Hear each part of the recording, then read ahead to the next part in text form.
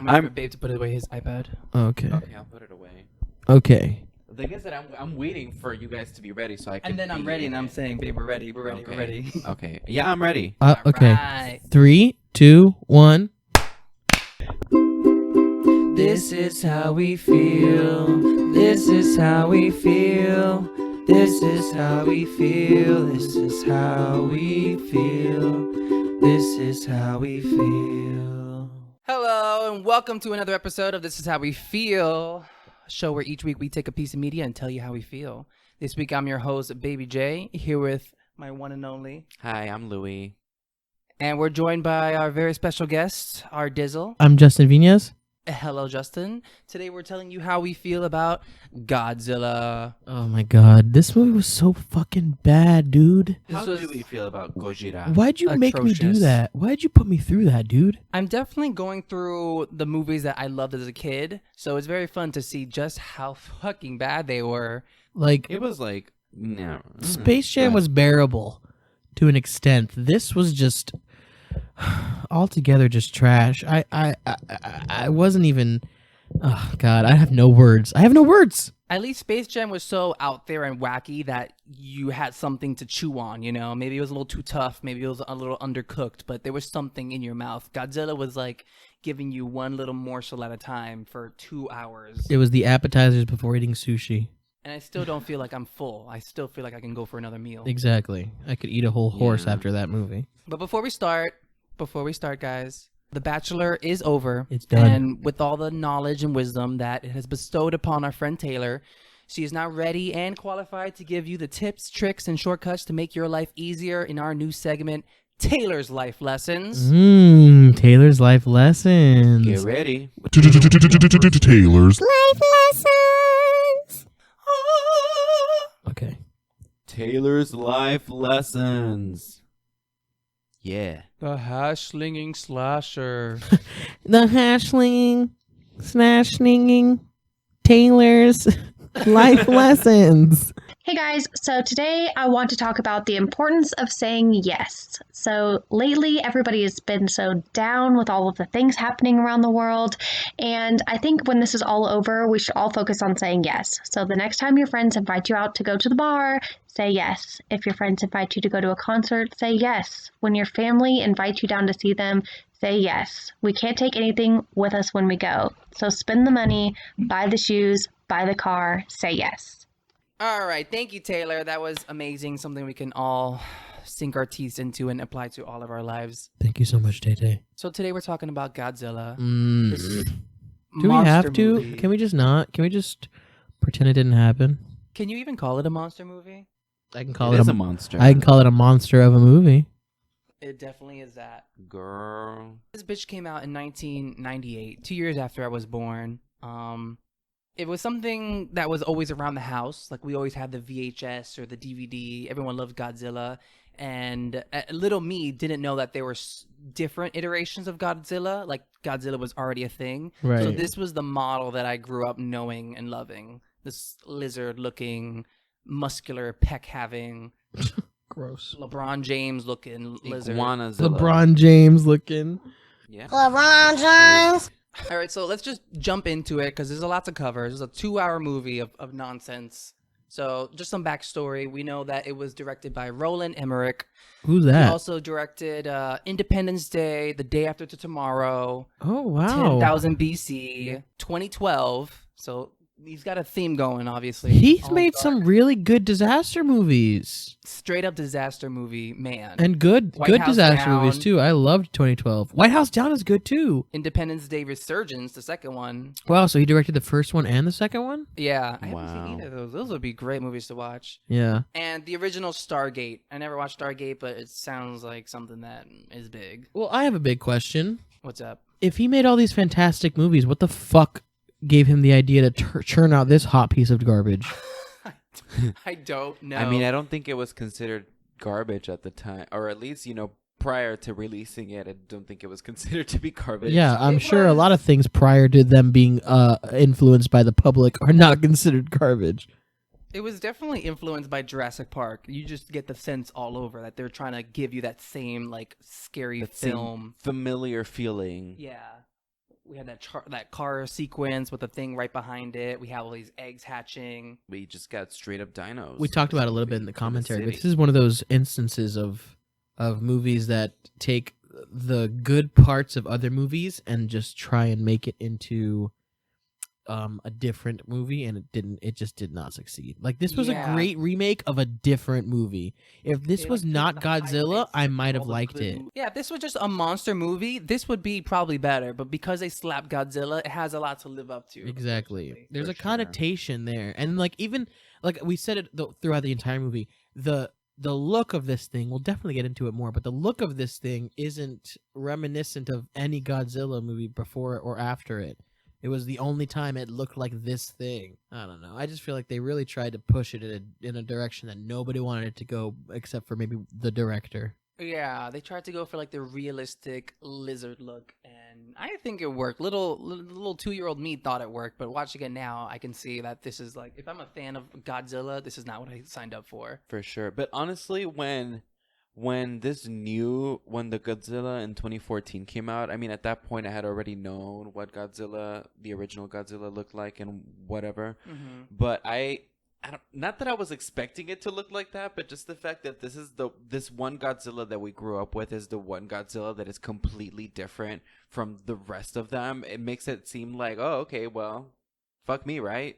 Yeah, I want to say that too, because this is the one that I grew up with as well. I want to say, like, everyone in our age group, this is like your Godzilla movie, basically. Because, like, my parents loved it. My parents were huge Jurassic Park fans, so I want to say that's connected in somehow. But, like, my mom still references this movie, and her and my dad were both, like, original Godzilla fans. So it's not like they're like, well, this shit doesn't look like the old one. Like, they loved it, you know? It was just it was a new, fun fresh take family on it. film, just a thing to watch with your kids. But if you're in it for the continuity of Godzilla, you're gonna be disappointed. Yeah, I don't even want to diehard say that fans. I'm trying to play the devil's advocate by saying otherwise, but I mean, that's what it feels like because the two of you are very reminiscent of this movie, and I feel Yeah. like it's been around my entire life. Like I said, I had the DVD in my game room for years and years and years, and I watched it several times, I'm sure. But the only thing that I could remember from it on this watch through was the amount of rain in it, and it stayed true. Like, the amount of rain in it is still excessive.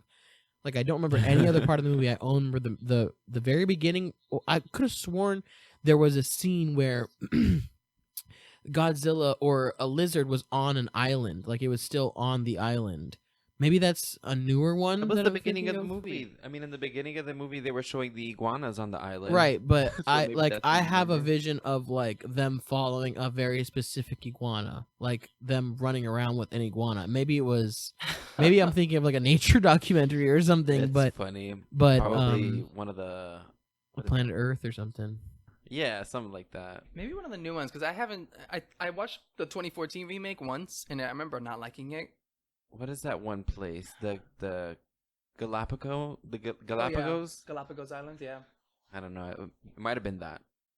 Well, I like very vividly remember this scene. Maybe it wasn't even a Godzilla movie. Maybe it was the beginning of what's that movie with Dwayne the Rock Johnson? Based off of that arcade video game, Rampage? No, I don't think. Rampage, that's the one. That's the one with the gorilla. No, but they're isn't it? similar because they follow like regular animals as they Oh, become huge did things. no, never mind. I was gonna say, did Cloverfield start with that? But no, Cloverfield is a found footage movie, so it wouldn't have started with the origin of the thing. No. Did you ever watch Cloverfield 10 Lane? I did, yes. No, I did not. Okay, I'm about to say, if you didn't, you don't need to, girl. Okay, good. Unrelated, but related. So Is it good, unrelated though? until the last 10 minutes, and then you're like, is that what we made a whole movie for? Does it take place during that time? Well, It takes Cloverfield- place in that time, in that apocalypse? universe, but following a random story of a girl like having nothing to do with the aliens or Cloverfield thing. Exactly. until the- It's about It's about like her journey in like this kidnap situation kind of thing. Yeah, it's almost like a horror movie in that aspect where she's being kidnapped. It happens that there's aliens, and that has to do with the Cloverfield movie. And it's the same with the Cloverfield paradox. It's like they're connected into this art like movement called Cloverfield, but other than that, they're non-related. Well, I never watched Paradox. Yeah, it's unrelated completely, but it has like I don't know. It's not. They're not at all following the same storyline, but they're in like a similar universe. Right. Well, this is not a podcast about Cloverfield. Unfortunately, we're doing Godzilla today. It could be if you'd let it, but no, It'd be a great. I could no, not that's going to sit be a through great that movie. episode, and that I feel like has a lot more to sink my teeth into. I could do 10 weeks. I could do 10 weeks on Cloverfield, just like the Phantom podcast. I could just sit here and talk about Just trying to Cloverfield. dissect it. Like, why did this movie happen? Episode 1, It's wild. the humans, just to get that the fuck out of the way. Episode 2, the little spiders. Episode 3, the shaky The shaky cameras. cam. Yeah. Yeah. I didn't even believe you wait to episode 3 for that. That's like the first thing. No. I- We get the humans out of the way. Their stupid ass story with fucking Regina. I mean, not Regina. What's her name? Gretchen. No, not. Yeah, I don't care about any of them Janet. except for the woman who got impaled on that one spike, because that was intense. Who was that? Was it Janice? Trying to lift her up out of that spike was fucking intense. But did she get lifted up by a spike, babe? Who died by a spike? Was it the black girl? I think it was the black girl. Janice got bit. Yeah. Anyways, this is not a Cloverfield podcast. Anyway, so just jumping right into it, Godzilla. It starts with a little reel showing nuclear tests on the island of French Polynesia. Shows some lizards, iguanas on the Ooh, island. hold on. Wait. French Polynesia up? is not an island. French Polynesia is a cluster of islands. Yeah, An it's like the island name. Galapagos. It's Yeah, like It's like saying the islands. it's of like saying French Polynesia. it's like you just said like the island of the Caribbean. the island of Bahama. Yeah, exactly. The island of they're Bahama. The island of Bahama. We see some lizards. We see a huge nuclear explosion, and we see a single unhatched egg. Skip on forward. That's the Island of prologue. Bahama. This movie takes its goddamn time setting itself up. Just like I'm to gonna take my really goddamn revel time in that laughing third at this act, so joke. This is gonna be a slog, guys. Let's just get through it. In a fishing boat on the South Pacific oceans, there are some workers sorting their fish in their latest catch, and the captain sees a weird mark on the radar heading towards the boat. He sounds the alarm, and the boat is hit by a large, mostly unseen beast. The monster proceeds to rip giant holes in the boat, and then it's capsized. And then we switch on over. Nick Nicotopoulos, played by Matthew Broderick, Ferris Bueller himself. The fact that Simba himself grabbed this script, read it, and said, "This is the one for me. I'm moving on to this." Matthew Broderick, you're such a good actor. What the fuck was that? What the fuck was that? I It like was that such you a different time. He had good intentions. Different I don't time, my think people were so cockhole. worried about. I feel like anyone trying to make to work on a movie of that scale is just trying to make a good movie or just kind of be a part of that history, but it doesn't always work out the way that you plan. You know what I mean? That's just life. Like, why even defend it? It's not like it was surrounded by movies that sucked. I'm sure 1998 was a great year. What movies came out in 1998, Adele? Mulan came out in 1998. Eddie Murphy, given that fantastic vocal performance, I couldn't get Matthew Broderick, one of our best actors of the late 80s, early 90s, to do anything good in this movie. I love that you give him such high praise because they actually wrote this character for Matthew Broderick before he even agreed to it. And then when he did agree, he did not see a screenplay or a script. He just automatically was like, "Yep, sign me up." Wow. I would have. Yeah, so I don't know. If that was me, I would have heard Godzilla. I don't know. Maybe Career is riddled with good choices. That's all I'm saying. And this was not it. This was not the one. I wouldn't say it's a good movie to attach your name to, but it is. He is the main role. You know, he's the lead guy. It's his face on the movie, and he didn't really do too much after this. Like, he went back for Inspector Gadget, and after that, not much. You know. He's great in Inspector Gadget. I thought that movie was fantastic. Of course, it was. He made that movie, but That script lent itself to his type of acting, his kind of like theatrical comedic timing acting that he does, where it's like kind of like a clueless timing thing. Whereas in this movie, he's supposed to be a smart person, and every time he's clueless, I'm like, you're not even giving me any clueless. You're just giving me like, what? yeah, What? And The he's, word like, what? Smart and deducing when it the plot needs him to be when he's telling me something about Godzilla because it's a time to tell that. Yeah, and then every other second he's a bumbling buffoon. I just think that it has no legs to stand on, and that's the problem. What you mean? It got hella legs. Didn't you see that thing? Oh my god. Yeah, It has Godzilla the got legs legs of the for Godzilla. days. Yeah, that fucking weird creature that was on the screen. Those legs are not enough, Ryan. Honey, No, it's all not. legs. This movie is 80% side characters. That's the only thing that gave it to me. The fucking dude with the camera and O'Neill and the bitch back home waiting for her husband. Those are the only Yes, characters yes, I and care yes. about. Those are the only characters I care about. Even the dick asshole reporter gave me more. I felt so much emotional reaction when he was on the screen. It didn't matter if it was negative or positive. I felt an emotional reaction. When Matthew Broderick and that woman that he had a affair with or something that he tried to marry 4 years ago, that whole thing, God. 8 years ago, sorry. Let me double that time to make sure That that you terrible realize how woman. weird this baggage is still. That whole thing meant nothing to me. It meant nothing to me. Oh my god, you know who else? Detective Pierre de la Pew, whatever his name is, of the Secret Service, French Secret Service. He did fantastic too. I was on board. He was great. Yes. Like at first he's that shady character, and then he ends up part of the team. He's our fourth guy. You know. Yeah, he's the motivation and the brawn. Like he has double role. He's like, not only do I understand the importance as much as you do, but I also am part of the Secret Service, so I have endless amount of utilities at my hands.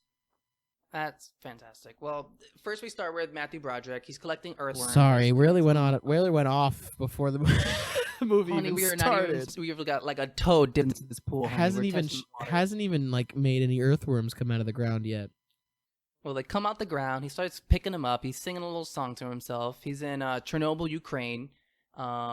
And then a helicopter appears, and a man from the U.S. State Department tells him he's being reassigned to a different project. Just like that. He's so upset. And then in Papiti, Tahiti. Tahiti. Papiti, Tahiti. A mysterious Frenchman is interrogating an old man who was the Papiti, only Tahiti, survivor in a of the attack on comiti. the comiti. he was the only survivor of the attack on the Japanese fishing boat. When he asked what attacked him and the Frenchman shows him the flame of a cigarette lighter, he simply replies in a terrified tone, Gojira. Hey, I know we don't have a whole lot of viewers, but if anybody can identify what kind of lighter that is, I want one so bad. Yeah, it looked like a switchblade. Like it was too thin to be a lighter. It looked like a pen. I typed in blade lighter and that nothing. Didn't come up. It looked almost like a pen, like a, I don't know. Yeah, it's weird. It looks really cool though. I love it and I want it so bad. All right, and then Nick Tatopoulos arrives in the Gulf de San Miguel, Panama, where Colonel Hicks, played by Kevin Dunn, briefs him on his next assignment. He leads him to his next sample and tells him to study it, but Nick doesn't see a sample until he realizes he's actually standing inside a giant Oh my footprint. god, that was so stupid. Delicious. Whoa. So cheesy. Oh my god. Well, I don't see anything. You're standing in it. And then like 20 seconds No. of him realizing he's standing in a footprint. Yeah, that was the fucking worst scene in the entire movie. It's so cheesy. This movie is nothing but cheese. It's held together with CGI and cheese. Cheese. Extra cheese. The one that doesn't like come off when you're trying to bite it down, where you just have to kind of like nibble it and it's kind of like falling And you choke off. on it. You end up choking on it like 5 times throughout that whole, You're sitting. like, I just want to swallow, but it won't let go. You are Oh, I still love it. I connected love to the it. main pizza. So then he's introduced to his new boss, Elsie Chapman of the National Institute of Paleontology, played by Vicki Lewis. Vicki Lewis. I wanted so much from this character when she first came on. She came on so strong. She immediately had that personality, that pizzazz, you know? That chutzpah. that pow. I agree. I definitely wanted to see so much of her. My biggest problem with her is that, like, again, she has all that, and then, like you said in the movie, she just disappears. Like, she's just She gone. disappears. She like fades into the background of the movie, and now like the only scenes we get of her are her reacting to things that It's other literally her just like I don't even know how to say it without sounding like a bitch. You know what I mean? Like they're using her feminineness to kind Yeah. of like, I don't know, to kind of like water down the amount of guys that are in there and just to kind of like make it feel a little bit more like, I don't know. My whole thing is how negative she comes out the gate and then is immediately turned around. Like she's just all over the fucking place. This lady, he walks in and she goes like, I told them that you'd be in over your head. And then she sees him, realizes he's cute, and is like, it immediately does a 180. And then let me just remind everybody what she fucking does. She's a paleontologist, so she studies the bones and the history of dinosaurs. And she gives a name to this creature at the beginning that describes a very specific dinosaur from the Cretaceous period, which means that she doesn't know what the fuck she's doing either. She's even more useless than he is, because at least the thing is affected by radioactivity, and he finds out all these things about the hormones and it being pregnant and all that bullshit. She does nothing. What the fuck is she gonna do? She can't dig up the Godzilla's bones. A single informational line. Like anything she says is wrong. So she's not even playing like the scientist of the movie. She's not playing like the sassy girl, because she gets that one sassy line. And the line is only for him to bring up, well, there was a love a long time ago. Like that's the whole purpose, just to let us know that there was a girlfriend. Oh my god, you're so right. Her 34 lines are purely for her to just ask in the car, so you got a wife, because that is the only important part. She does push the narrative a little bit, like in the scenes where, like what Louis was saying, when it's like her in a room with a bunch of guys that are trying to figure it out. She does use her negative imbalances to try and she doesn't. I mean, she's not trying to do it, but the script is trying to push the plot line using her attitude as like it's not gonna work because of blah blah blah blah blah. But like it, at the same time, like you said, her only like real, because you could have given that line to anybody. You could have given that line to Matthew. All of her lines you could have given to Matthew. The only thing that you couldn't have given to her or to anybody else is her sitting in the front seat asking Matthew where hitting on him. Hitting on him so that he can divulge the information of his past lover. Because like even the whole like let them know that they have to find the nest didn't work, because 15 minutes later we find out that they're not fucking looking for the nest, so it didn't even matter. She didn't do her job. She's just standing there watching TV with the rest of them. Yeah, that would have been a twist, that you see her come back later and it's just like, I told you I was gonna do it. Yeah, that'd be cool. She came up with the army behind her, like, I did it, let's go. Her character was completely pointless. Make a character, give them a purpose, let them fulfill that purpose. That is how that's how an arc in any movie should be. It's a 3-point thing. It's so simple. Give them that, and any character can feel like I care for them, because at least I know a goal that they're supposed to succeed in, and I know that they've succeeded in that goal. She didn't have any of that, so for the whole time I was like, who the fuck cares? Yeah, they succeeded in making her a thirsty hoe in this movie. Yeah. Swear. For 5 minutes, like a thirst, like literally for the god. Yeah, with a title. She's a paleontologist, so don't discredit that. And a bad scientist, because she also just gives Matthew Broderick that one-up factor, that underdog factor, because he's not just like the smart guy who's like, oh hey, this is what's happening, guys. She has to say something smart so that he can be like, wait a minute, no, it's actually this, and kind of gives Matthew Broderick that little like, status raise. Yeah, but like, why is she so cocky? She's a paleontologist. Exactly. I would see that if maybe they like came up with an idea together, but it's not that. It's always her saying something negative, and then Matthew Broderick saying, "Oh, here's something I figured out while we were bullshitting." Anyways, just so he's not the only smart guy in the room. Exactly. Push through. We need to get through this woman. All right, past Vicky. Well, if y'all don't know, she's Deb and Flo from Finding Nemo, the bluefish in the tank. Deb and Flo. Who's Deb? She's the got girl? like a multiple personality syndrome, I think, right? She looks at her reflection. Yeah. That's what it was. Yeah. No, she's the blue. No, she's the bluefish, white stripes. Yeah. Yes. She also, just a little role in the Hercules TV series. She played Arachne in a one-off episode. She in anything else? She seemed kind of familiar. That is actually it. That's like her most famous role, was Finding Nemo. Oh, that's so funny. I feel like I've seen her face. Yeah, her face. Her face looks so familiar. I couldn't find anything else. What's her name? She really, Vicki Lewis. She really is. Well, they really wanted her to be the Laura Dern of this movie, the sassy, take nothing, but also smart, adventurous girl, and she didn't really fully fruition to that. What did you say? What did you say that one person's name was? Takehi Kapipi? We were in Papit, Tahiti. We're in where? In a committee. She was in Finding Dory. In a committee. She was in a committee? In a committee. No. Oh, she was in Finding Dory? Let Who me was she? see. I will not defer. I've come before you to resolve this attack on our sovereignty now. I was not elected to watch my people suffer and die while you discuss this invasion in a committee. She just shows up, but she doesn't have a name. She's probably a fish or That's what I something. thought. Yeah, I would have written down A if it was side like fish. In a show. committee. In a committee. All right, so leaving this scene, we also get Dr. Craven, who's played by Malcolm Denaire. Who is that? Literally, his whole purpose is to sneeze on his hand and try to shake Nick's hand. Is that guy? And then he's standing in the background for the rest of the shot, for the rest of the movie. No, doesn't he kiss that that lady at the end? He kisses a lady. Ew. Yeah, he kisses Vicky Lewis. Kisses Vicky Lewis, and she God. goes, "Oh no, did I just do that?" And he's all, "Yeah," like all excited. Oh God, what a sneezy. That was in man. the climax, but when I was trying to listen, and you guys kept trying to talk to me. Sorry. Which is funny because right before I was trying to watch the movie and y'all were looking up elevator facts, Yeah, like well. screaming at each other during the rekindling of. The only time I was interested in the movie was the very end. Well, his name is Malcolm Denaire. Ma what? Malcolm Denaire, Daenerys Targaryen, Malcolm Daenerys. So he's one of the 2 people to reprise their roles for the Godzilla the series, the little animated series that came afterwards. Of course he He is. plays the same character, Dr. Craven. Of course, that guy is the one.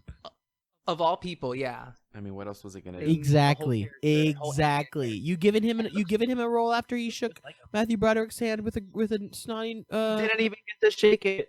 Didn't even get to shake it. Sneezed. And it's like almost a sneeze reminded me. Oh wait, I should shake his hand. Malcolm Denaire was also an unnamed role in Independence Day, so I'm guessing that's how he got this gig.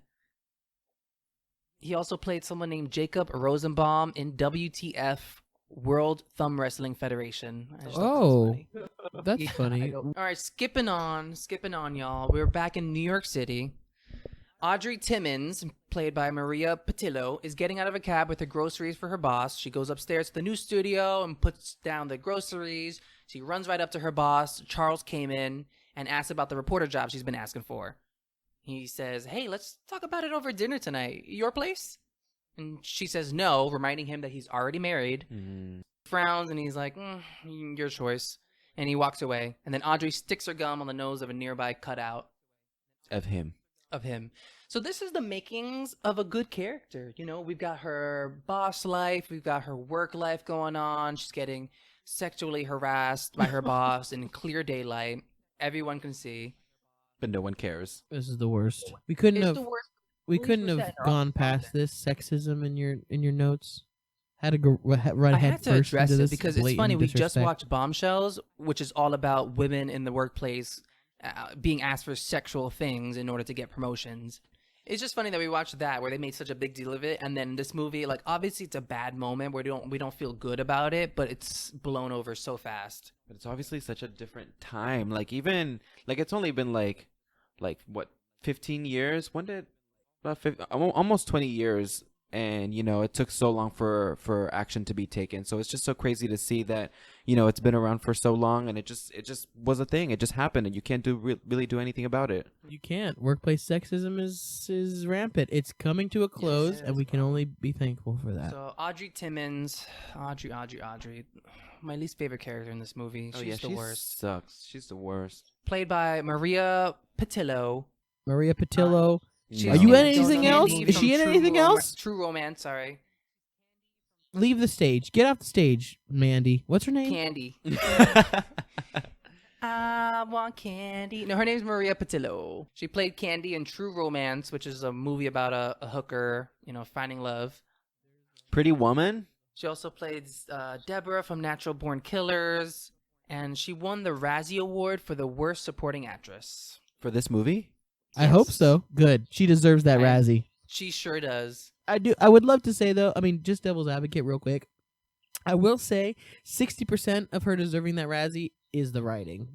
They did not give her a good character to work with. No, for sure. That's true. They really made her, like, Absolutely no redeemable shitty. qualities. But she did such a great job at being such a bad character. I Right. agree. I actually kind of agree. She did not do a bad. She did what her character was supposed to do. She was supposed to be shitty. And My whole thing isn't even that she did a bad job, but And I don't showed. think that there would have been a way to do a good job, and that's where I'm lying. That's where I sit right now, because it's like if you give anybody those lines, they're gonna have a problem with how to deliver them. And so she just chose a route, and the route that she chose would probably be the most logical, but it still sounded like complete shit because the script was so fucking bad. Like, all you needed was like 3 lines added into a few scenes to make her character redeemable. Exactly. Yeah, she's doing a bad thing. 'Cause Or there's so take a many couple tropes lines like that where a out. character Take a couple lines out, like her being so gung ho, like her fucking apology. Change that apology just a little bit, just a little. What apology? She didn't even apologize. She never apologized. She waited until he got into the cab and left, and she then whispered sorry it. to herself. She Yeah, doesn't like feel- that's all you needed in the grocery store scene. All you needed was for her to say, "Hey, I'm sorry about what happened. Can we rekindle things?" Because then it shows that she does actually, have remorse about what she did, and she's still in it for the scoop. But Right. there's so many movies where someone's doing something for ulterior motives, and then along the way, falls in love. It didn't feel like that at all. It No, felt like, it oh wasn't shit, that. I did a shitty thing. I got caught for it. I guess I should apologize. Exactly, and she Never didn't even apologize. She And doesn't it's feel crazy. any remorse. Her character just goes on doing bad shit the entire time, and just tries to like make a shitty excuse for it. For real, and she just literally like stumbles upon him because she sees him on the news. Doesn't she work for the news? Like, couldn't Yeah. she have seen that like at the station? She had to see it in a diner. That's true. She was. True. And She then- was out with her and friends. then, and then she just like was like, "Oh, I know someone there." So and then she just finds him in the she in gets the store. fucked. I do feel bad for her to an extent, because she does get fucked over several times but just for being a woman. I think it's just karma. Well, I mean, in the beginning, in that one part, definitely where he definitely hits on her, like that's not cool. Like no one should have to go through that. Right. He But tries to stop her I mean, career after that, she development just the entire kind of like time. gives into the shittiness. She That's gives into true. the fact that you have to be, I don't know, a monster to be able to accomplish things. Right. You know, Yeah, and she's never like she really takes it to. she never had consequences for Yeah, that, for it's a doing dog bad eat things. dog world, but Yeah, even well. someone that she was with for 4 years, she can't. That's you so know, just be disappointing. kind. That's just so disappointing. And she never explains herself. Fucking apology. She still never even says like, "This is why I left." You can assume it's because she was scared of commitment. She said that she wants to be a reporter, so maybe that's why she did it. But they never actually explain it. She never actually tries to like give herself credit. She literally left him, didn't call him, didn't give him a letter, and then comes back like Nothing, 8 just years left. later. 8 years after he 8 proposed. years. Can you imagine being with Let me somebody t- for let so long that you feel comfortable enough to say, "Yeah, I'm going to spend the rest of my life with him." Then you get on one knee, you propose, and then they leave you and never talk to you again for 8 years. And then steals the tape from you and make you lose your job. These are- basically, because that's what happened. These are unrealistically evil characteristics of a person. Like that's just not even. Thank you, And this Adele. guy's so gullible and like I want to say still obsessed because he still had her pictures up. It's And not even like in Yeah, his he's office still where he alive. might have forgotten I them. in his mean, new you know, mobile you tent. can't, you can't. Blot those pictures over. That's a realistic thing, though. I feel that. I feel, it's probably his first love. The That's one like that a- got away. I mean, Exactly. Yes, but Yeah, especially yeah. because he's like moving around so frequently. The fact that he has time to set up his tent. That's very true. with all That's these very pictures. true. Louis got a Yeah, point. it's a- He really did it's pull an those obvious pictures out of his setup. shoebox and put them up. Like she had to see those. He had to invite her back to the tent and make her look at that, and then set her up for Honestly, the next act. I'm thinking we should only do shitty movies from now on because I have so much to say about this very, very terrible plot. Of a Yeah, it's movie. easy to go like, yeah, that was good. I think Yeah, that should love just it. be like a certain category. So we have the movies that we love and whatever, and then Ooh, the shitty movies. Louis That is just true, blew it because wide Superbad open. was- We have one of the Superbad was great content we because have it was so good. we have one of the greats, and this is one of the One of the mm, shits. one of the shakes, one of the Nates, one of the fakes, one of the fakes. We have one of the greats and one of the fakes. Is this really the first bad movie that you guys have done? No, Space Jam is horrible, No. but we gave it HM was probably the worst. And but- before that, Never Ending Story probably, but it was No, good. the story was like the second It's still worst, good. but it wasn't bad. It's still good. Yeah, it's still good. Like Click and Hitch, they're like redeemable in their own ways.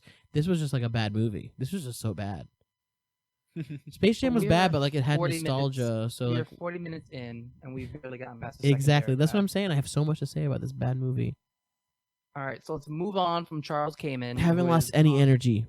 Sorry, go ahead. He's played by Harry Shearer. He was in Small Soldiers. He was Punch It, which is like a little hippo-looking guy. Oh, great. That movie. I haven't seen it in a while. Fun. He was 21 goddamn characters on The Simpsons. He was. Oh, Ned I told Flanders, you he is the Simpsons. Mr. Burns. I said that Principal Skinner. he's wait, don't say it. He's the 7-Eleven guy. He's Kent also Brockman, Ned Flanders. Oh, you already said Ned Flanders.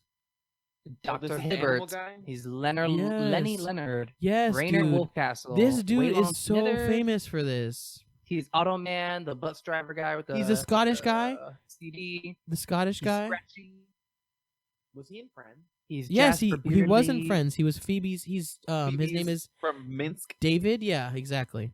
from Minsk. Not from because Minsk. I saw him and I was like, it has to be. He's him, not but he from Minsk, but he goes to Minsk I on know. research project. He's a scientist and he goes to Minsk.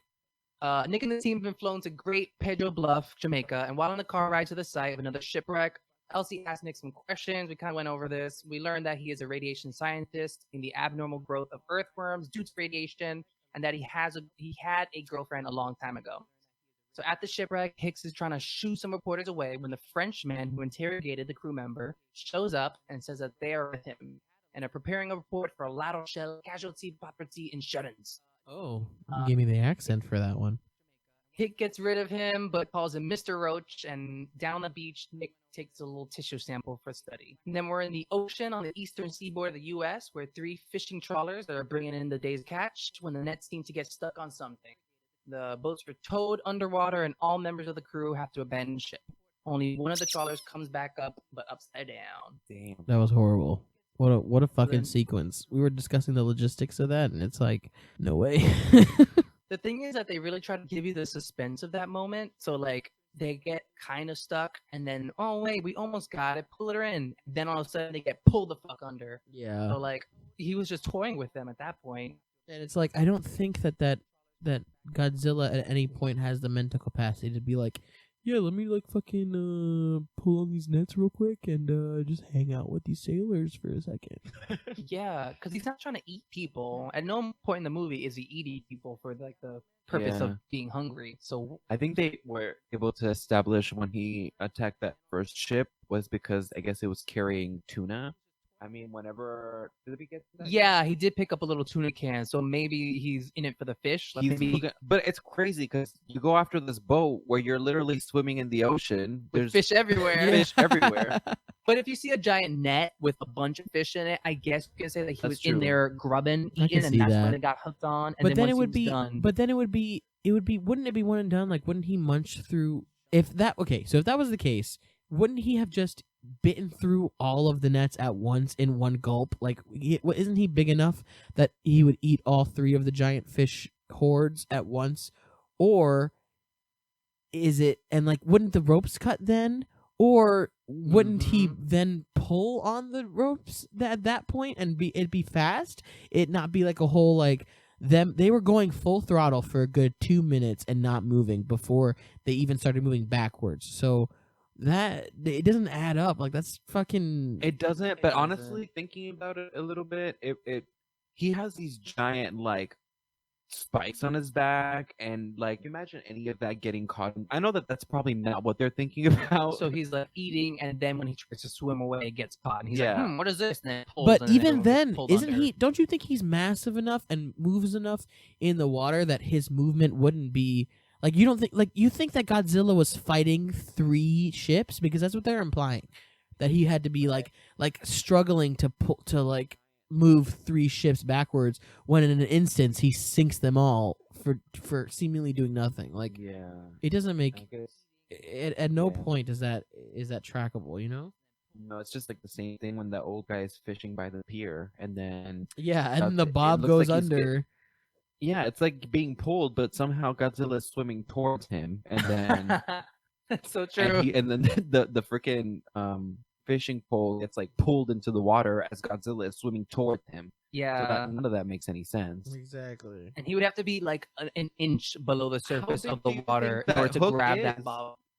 How big do you think that hook is, and how long, beneath is it that Godzilla has, the capacity to grab that and not be seen. It or- couldn't have Yeah. even been that deep. It couldn't have been that deep. Like You can see it floating on the surface of the water. exactly, On the exactly. surface before he hooks onto Yeah. it, grabs it, and then pulls it down, and then comes back up. And I feel like if the water is gonna be shallow anywhere, it would be by the pier, but it not. Exactly.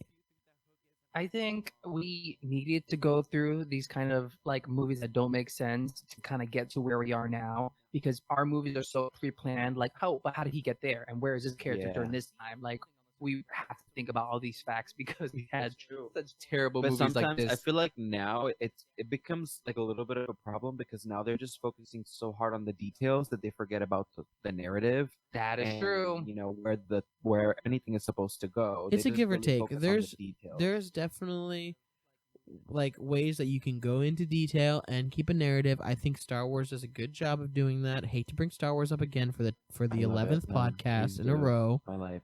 but like even in the newer series, like they have like details that aren't fully explained but give like there's a sweet spot is all I'm saying, and a lot of movies reach that sweet spot. I feel like Zootopia is a good example. I don't know why that's what came to my mind, but I think Zootopia is a good example. There's a lot of implications about the universe of Zootopia that the audience has to make that are just later reinformed by very small details in the movie, and I think that's a very effective way to tell that narrative. Where in this movie they release any detail to you at all, and it's all broad picture.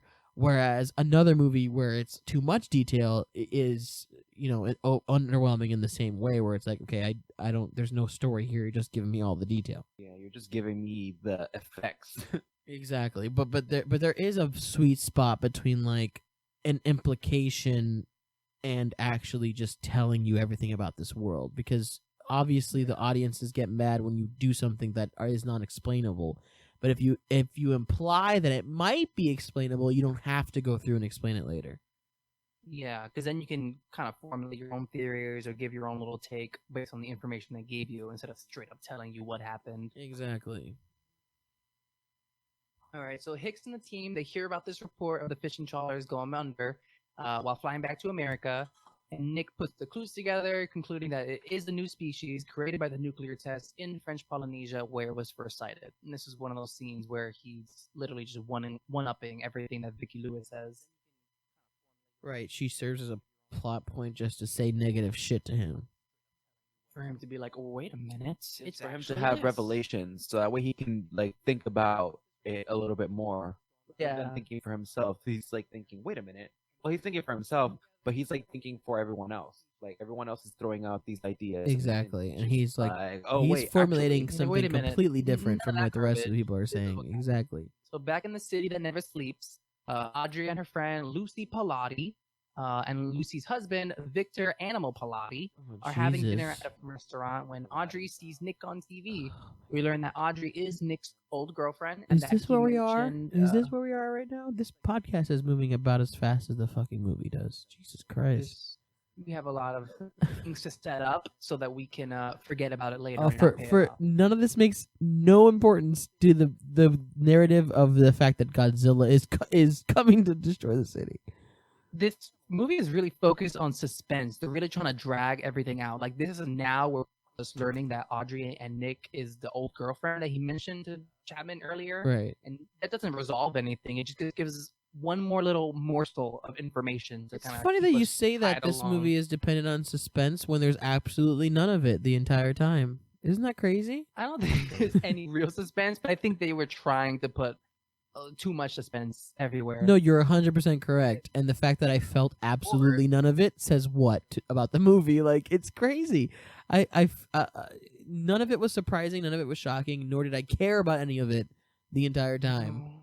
Well, we did love Lucy Pallotti. She's the one who keeps on beating up Animal. I love gonna Lucy. kill ya. I'm gonna kill ya. Very relatable. That's Oh my what it god, is. I'm gonna kill him when he gets home. You don't really feel like, oh, I can see myself in this situation because it just seems so. I Yeah. don't want to say unrealistic because obviously we know what it is, but And that's why we hang on to Lucy so much. She seems like that aunt that I love. The one who's like got a loud mouth at the party, who's not afraid to say Hit whatever her she husband. gotta say. Yeah, it's the woman Lucy's abuser. I love it. It's my relatable. favorite. Animal can get a little like handsy sometimes. He's out of line, so she has to put him in place. It's my favorite. And also, is she Jewish? She just like says a million different like Jewish catchphrases. I feel like Oy vey, the chutzpah. the Yeah, she says chutzpah, at one exactly. point. Yeah, like I'm like, what is going on? So Lucy is played lame. by Arabella Field. She was in National great. Treasure as Abigail's secretary, who comes in that one scene. Oh my God, Justin, you did a link. Damn. You did a Justin link. And then Victor Animal Pilati is Wait, Hank wait, wait, Azaria. wait. When you clicked on her IMDb and you saw National Treasure, did you shit yourself? I did that one of these where you rub your hands together like a little evil villain. I said, He said, "You're little mine." like a little gremlin in the dark." Oh, I Ryan's gonna love love it. this one. "Oh man, oh God, I can't imagine. You can't imagine the boner I have for that fact.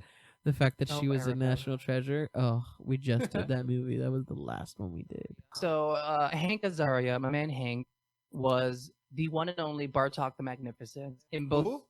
Hank Who? Azaria, Animal. Oh my God, he is God. Bartok. That's why I told you he does He's- voices, bro.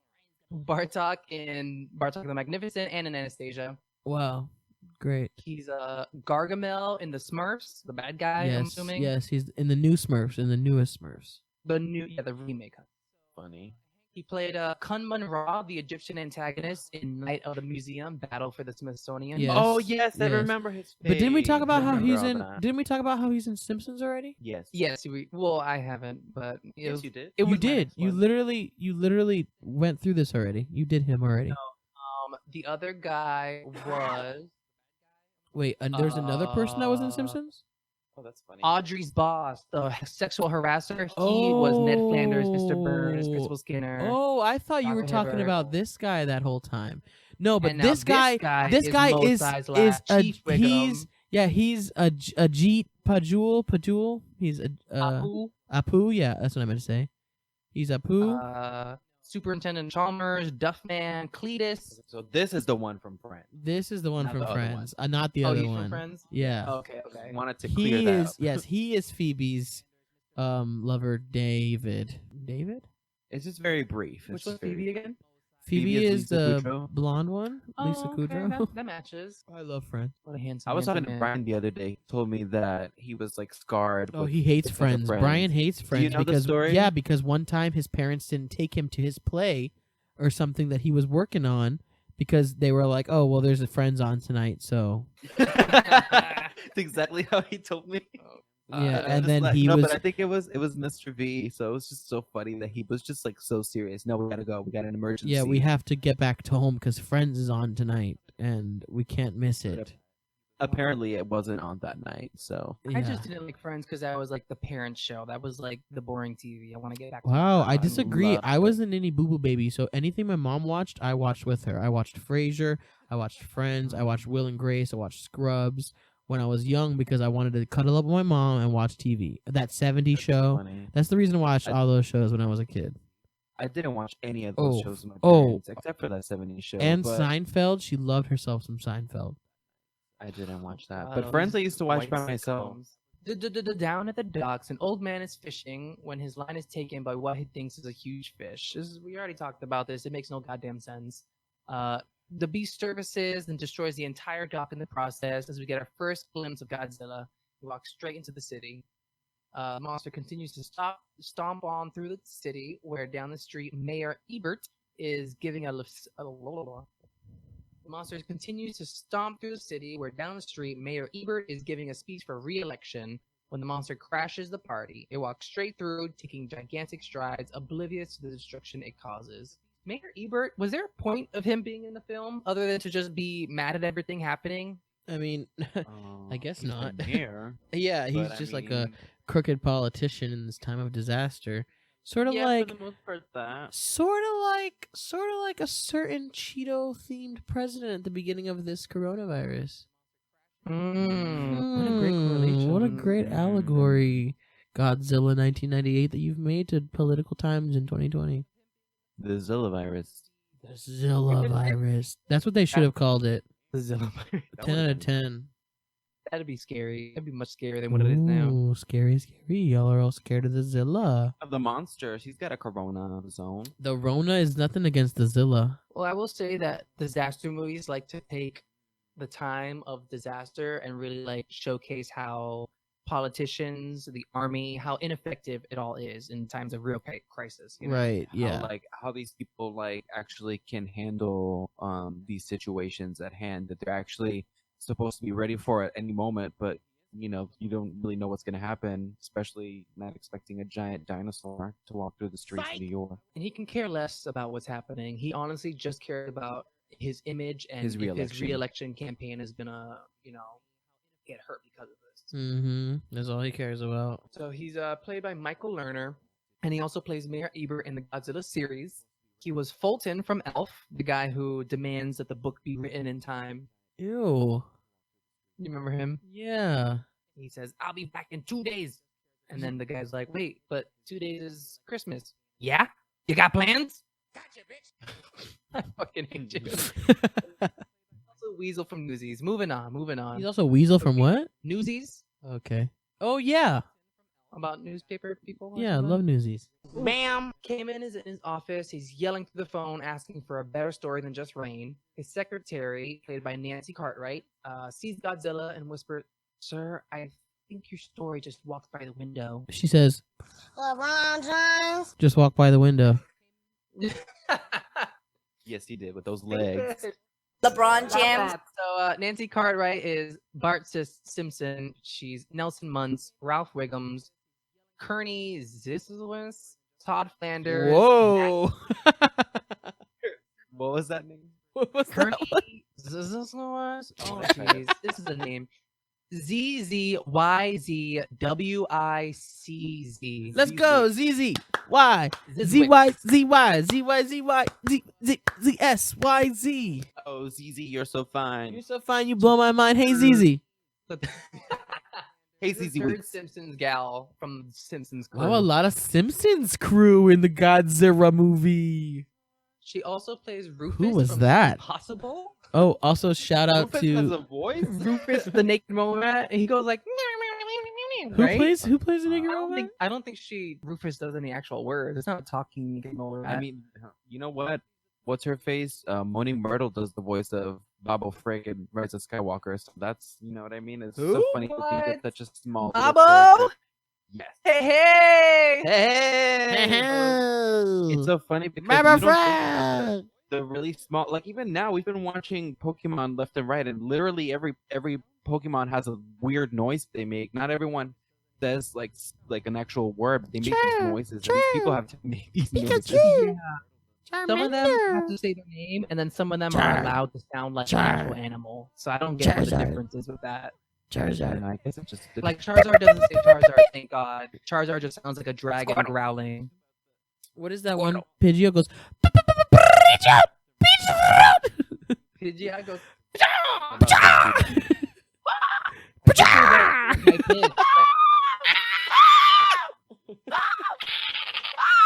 What does Ho Ho say? Ho Ho. Yeah. Oh. Yeah. Are you? Yeah. Oh my god, I hate Star Wars. I hate Staryu. It's such a manly voice. Adele laugh. It's so. Yeah. it's so ridiculous. When it's doing like a repetitive Do the water move, karate it's like chop. yeah. Love it. She also plays Chucky Finster from Rugrats. Oh no, not Chucky. That's the story that walked by the window? Yes, Nice. that's her. She got one big Nice. old Who else line. does she play? She plays someone somewhere else. I don't. Well, she definitely milked the line. You know, it was a good line delivery. Yeah, no, she was great. She was great. She was probably the best part of this whole movie. Okay. Nancy. So back at the restaurant, Audrey spills the beans on Topolis.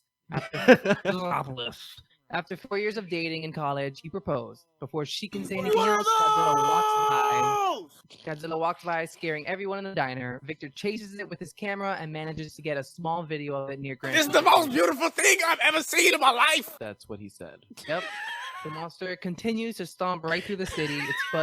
Its foot nearly crushing Animal. I'm so cracking myself up. I'm the only person that's girl. loving this. You still drinking that Kobe! wine? I plead the fifth. All right, so Hicks arrives at the Mobile Command Center in New Jersey. I think this is like the last scene change. He asks for a status report from Sergeant O'Neill, my man O'Neill. Have I said already Sergeant how this movie O'Neill- sucks? Sergeant O'Neill reports that the monster has disappeared. Hicks is stunned, wondering how an animal that big could disappear so easily in Manhattan. And Nick tells them that Manhattan is the perfect place for such a creature. It's Nope. an island close to water, but covered with skyscrapers, giving the creature plenty of places to hide. Yeah, you Oh get my always god. skyscrapers in this movie. The whole jungle, concrete jungle where dreams are made of. At some point, I remember having to explain that bit and being like, "You don't make any sense. Still, I know that's what the movie's setting up, but that doesn't make any fucking sense." No, it really doesn't. I don't remember. I remember being like, no, because they're saying it like because like there's that this is the best place for him to hide. I get it because there's a bunch of skyscrapers. That's fucking stupid. There's a million people in that city with eyes all over the place. Like we know exactly where this monster is at every second.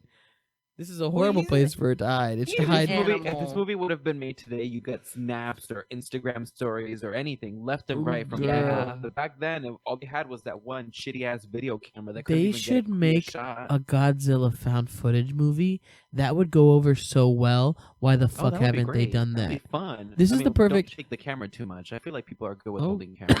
I mean, Yeah, I think after Cloverfield, iPhones we can stop with the iPhones are- shaky cam. iPhones are self-stabilizing now, girl. So Ooh. But what kind of camera were they using in Cloverfield? Was it like a a home fucking video phone camera? Was it video like a camera, phone? yeah, from like a What kind Razor of flip phones did phone. they have in 2007? A Razor flip phone. They had like flip phones. That's yeah. like the shittiest We were just starting to get some No, black. he had a camcorder. It was a camcorder, okay. but it was like just a small little shitty camcorder. So my man Sergeant O'Neill, played by Doug Savant. He was Tom Scavo in Desperate Housewives from 2004 to 2012. He was in Trick or Treat, an old scary movie.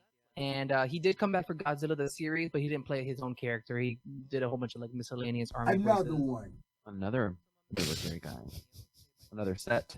Okay, I'm gonna stop. So the animals. I mean, if it fits, it ships. I thought I did because he was in another one of a Godzilla movie, but I guess. I got the connection. It wasn't like a. But then you stopped and I'm just. You know what? I get it. I'm out. I mean, sometimes it's a little bit uncalled for, but I'm having a good time. Thank you. When it's there. Oh my fucking god. This is what I'm feeling from Justin. Animals video is being broadcasted on TV while Yeah, you go right into it. No, you go ahead. Animals video is being broadcasted on TV, and while Handy came in his bag, Audrey steals his ID badge. She then replaces Kane's picture with her own, taking on the identity of a reporter. Yeah. So then the French man shows up again, and we learn that his name is Philippe Rocher. He It's offers Roche. Roche. How did you say it in the Rocher. movie? I think he says Rocher. He offers his assistance. Appropriate. He offers his assistance to Mayor Ebert, secretly pasting a microphone on the back of his jacket collar. And then the mayor goes to a meeting with Hicks and the crew, and Rocher and his team are listening in. O'Neill says that they found the 23rd Street subway station destroyed. The beast had burrows his way under the tunnels and could be anywhere in the city. Hicks then tells O'Neill to block off all 14 tunnels leading out of the island. Nick then suggests that bringing the monster out with bait. And he says, all we need to do is find out what he needs, and then he'll come to you. So at this point, Godzilla's trying to be very discreet, right? Because they find this like subway entrance, is it? Mhm. Destroyed. Mhm. But like, think about it. That thing is huge. How can he go underground without completely destroying everything and like collapsing buildings? Like, how deep does he go? How I deep honestly can did New not York think go? about that. The subway station itself was completely intact, but once you walk down a flight of stairs, it's like a giant hole opened up. Yeah, So- unless that was like the top bit of his body or something, like the edge of Like, he him. didn't just like half stick in there. Exactly. He definitely didn't go through that tunnel, Right. but like you can tell that he was burrowing. So that don't make no sense. That is Yeah, even the streets would be like kind of like, you know, like broken on top. I Yeah, don't know, it you would, just- or you would find a hole somewhere else. So if like he went through the ground here and then traveled through the subway station, but it looked like he went through the stairs, which are like 10 feet high. the perimeter would definitely have to be a lot bigger. I do have here several different Godzilla screams, I think. This is the one, I think, from the They all sound the original, same. 54, 55. And And then That was here, of a scream and an explosion. here's the one that we just watched.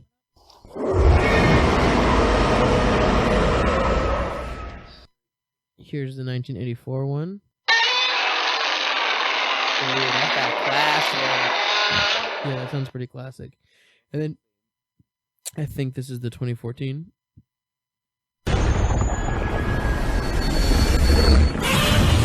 Oh yeah, that got there. It got there. It got there. Growl at the end there. It's like, All right, so we got a plan. We've got our bait. We've got our fish. We know what we're doing. We're firmly locked into Act 2. Everything that I just described was just setting up the movie, and now we're finally trying to get Godzilla. Jesus Christ, an hour, 20 minutes in. We've set the So- movie up now. We've just set it up. We've got a large pile of fish, which is the bait. You and know how it's, long Superbad took to set up? Maybe like 20 We're minutes. on our 20 way to the seconds. garden. Don't worry. There were 2 characters, some side characters. What? some But just what our else main do you 2. need to know about this fucking movie besides the like? What? It's so bad to elicit the time that we're spending on it. I can't believe it. I mean, I don't get me wrong. I'm the one making it spend this much time. However, All right, guys. The movie is terrible. We're done. I This is how we wish. feel. Oh, I wish. Oh, I wish it were that easy. It's not. Continue, Justin. I'm sorry. So the fish trap works. Roche says that no, it's very clever after someone says that it's crazy. It works. Godzilla arrives. He starts eating some fish. The army opens fire, and while being fired upon, the monster escapes and runs through the city with 3 helicopters in pursuit. Their missile strikes are ineffective because the monster is cold-blooded and doesn't give off a heat signature for the missile to lock onto. Not how that works at all. That's not how this works. He said the monster is colder than the buildings around him. Does anyone know what cold-blooded means? It doesn't mean that your blood runs cold. It means that it matches to the outside temperature. Don't set up a piece of logic and then not run with that. You need to go with what you just said. Yeah, why go through the trouble of throwing it in there, making it seem realistic if you're not going to actually use that That's one what this piece of whole information that you gave us? That's what this whole movie does. It just throws little fun facts out there, and they just kind of like leave it in the air. Nothing really like Exactly. happens with it. Exactly. Like cold-blooded people, animals, they have the same Cold-blooded temperature as what's people. around them. So if you were to say like, oh, he's cold-blooded, he's the same temperature, we can't lock on. Fine, perfect. That's what you need to say. But he has to say that he's colder than the buildings around him. Yeah. Like, almost like if he runs cold or if Elsa. he's doing it on purpose or. The cold never bothered Godzilla anyway. So after the Cold missile never. strike- Anyway. Let the storm rage. Basically, they blow up the Chrysler building trying to hit Godzilla. They're hitting every other building besides him. Yo, and this dude's like, ooh, shit, my bad, He fucking, doesn't my want to say hit the bad. Chrysler building. He says, we got a Negative impact, fucking, my B. It was not Godzilla. It was something else. We hit the fucking Chrysler building. Let's try it again. So the copters switch to miniguns with very little results. They just end up blowing up the whole city. And then this Jesus is when things Christ. switch up on him because then the beast turns from the hunted to the hunter, and he destroys all the helicopters with such ease. He's chasing them around the freaking city, and then he like comes from behind them in like a building thing, like where it's like supposed to grab you. That doesn't make any sense because when they're shooting that whole building that already has a giant hole in it, you hear Godzilla like panic or freak out. Like you hear him like almost like if he's being attacked. And it makes you think like, is he just like saying like he's just like on the other building on the other side, just misleading them? Yeah, using some making them think that they're ventriloquism to throw his voice. Yeah, that's because he pops up from right behind him. unbelievable. You know those cup phones that they used to use? Yeah, That's what it is. like the with a cup piece of and the string in the string. middle. Yeah. It's like puts I on would the other love to see side. that. A giant Jesus cup. Christ. with And Godzilla on the end. Godzilla's at one end of it, and the other end is just the army guys, like the building. He's like into a cup. So everything. I know it's a so shit stupid. I'm show, sorry. a guys. true definition of a Godzilla-sized shit solo show. cup. Everything's blown up. The city's even more destroyed. Godzilla's gone. He's disappeared. Mayor Ibber is over here yelling at all the army people. You did more damage than the Godzilla did. That's the fucking Chrysler building. Back at the intersection, Nick is taking a blood sample that he found on the street, and then he's sent back to New Jersey. into the shop and buys about 5 different pregnancy tests when Audrey walks in, and we learn that after my the proposal, Audrey God. left without a word. This fucking lady, bro. That's funny. I Yeah. didn't think that. Because after he got shot a little bit, that's where Nick was able to grab some blood off the floor. Gross, like jelly-looking blood. It wasn't even like blood. It was like, yeah, he was like jelly. He like scooped it like up in a straight fucking cup. It was solid. Straight goop. Anyways, we're at this fucking store, and he's getting pregnancy tests or something, right? Isn't that what's happening? Mm-hmm. Buying like 5 different packs of pregnancy tests. Homegirl's in here like, I hope you're not still mad. I'm not gonna apologize because I'm a bitch. She does not even try. She goes back and she's Well, I'm like, sorry you feel that way. I'm sorry you feel that way. That was 8 years ago. And then she starts to walk away. And then he is like, hey, no, come on. You want a cup of tea? You want a Yeah, cup of he tea? feels Blah bad blah for her blah being blah shitty. blah blah blah. Godzilla's pregnant. That's what this gets to us. Basically, it's blah blah blah blah Exactly. blah. Godzilla's pregnant. Godzilla's pregnant. All of that to show that she's still a bitch. And he's still a naive, Little- bumbling. He's fool. also a little bitch. He's a little bitch. She's a big bitch. couple of bitches over here, and Godzilla's a bitch also because he's pregnant. So after he finds out he's pregnant, he runs on over to tell the team, and that's when she takes a tape saying top secret. Fucking one rude. where- This rude, horrible woman. Horrible woman. Bottom 10. 10. I never use that phrase. I've always used top 10, but you know what? Bottom 10. She Bottom does 10. struggle with herself for a moment. She's like, but then she takes it. I think it was for us. That was just for the camera, you know? If she It was like alone, the one moment of remorse that she's felt for the entire movie. No, but honestly, what gets me is that later she was just like, "Oh, you never said it was off the record, bitch. Yeah, You bitch. take that top secret." Yeah. fuck out of here. Outta He was here. all, you know what? I hope you get what you fucking want, you stupid bitch. So then we're at a meeting while the leaders are planning to draw Godzilla into a more open area like Central Park. When Nick tells them that the beast is Prego, he theorizes that like the monster. He theorizes that the monster, like other lizards, will create a nest and can lay up to 12 eggs, and is hoarding the dish as food for its young. That was supposed to be fish, and is hoarding the fish dish of fish. hoarding the fish as food for its young. So after handing in the stolen tape, hoping to get her big moment, Audrey reports goes live, but is being read by Cayman, who not only steals her big story, but mispronounces Gojira as Godzilla. Is this guy's fault? I don't know why we needed that. We needed a moment to turn Gojira into Godzilla. It's so Where funny was you there, said like, that, a Justin. song? It's I'm so funny sorry. you said that. I'm sorry. Go ahead. No, I mean, my thing is not relevant, but I was just thinking about because you said dish. Isn't there a song we heard recently about a bad dish? that dish is a risk. Oh, Oh yeah, this is a risk. That's the improv musical. Yeah. Oh my god, I hate you. I Yeah, hate you so right. much. I was Wow. waiting for you to figure it out So and get mad. stupid. Why are you mad? You didn't have fun? You didn't have Hey, No, fun? I it was did. good. I Look at did. him I- over here referencing Exactly. It's it. always like random when you pull up things like that, and when I end up liking them, I like them. But like, it's just the fact that I'm thinking of something. I'm like, what is it? What is this dish? It was a good musical. Hey guys, this is a good point in the podcast to go ahead and plug another podcast. If you like improvised musicals, go listen to Off Book. But even more so, if you like movies, more often, if you like horror movies, or even if you don't like horror movies, go check out Too Scary Didn't Watch, hosted by 3 amazing women, and they're great. We love horror movies, so you better get down. And it's great. It's like if you don't actually want to sit through and watch it, because I'm not a super scaredy cat, but horror movies take a long time to pick up. You know, Especially the older ones. The host of each episode explains a horror movie to 2 people who have not seen it or are too scared to watch it. yeah. So you get some audience interaction with it. You get like the little reactions, and you get to know what's going on without actually watching it. Fun little sister pod. Just have fun with it. Come on. All Come right. on. So Quarantine. after the leaders see the news broadcast, they fire Nick. Fire him. Yeah, that's complete bullshit. That He's dish like is a the mess. only one that's getting anything done there, or the only one that can figure stuff out. And then the second that happens, they're like, "All right, well, bye." They're like, you went to the press They're like, "We still have the paleontologist doing jack shit for us. Yeah, not helping at all. running around just yelling. What is she gonna do?" She did sorry to him.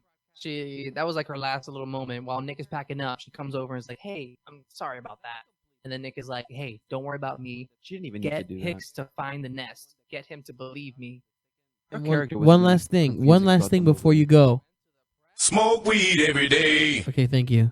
I think if anyone's hitting the blunt in this movie, I think it was Elsie. I think that's where she disappeared to. For Just the half of this movie. Do it! She was just smoking blunts. Bad boys, what you gonna do?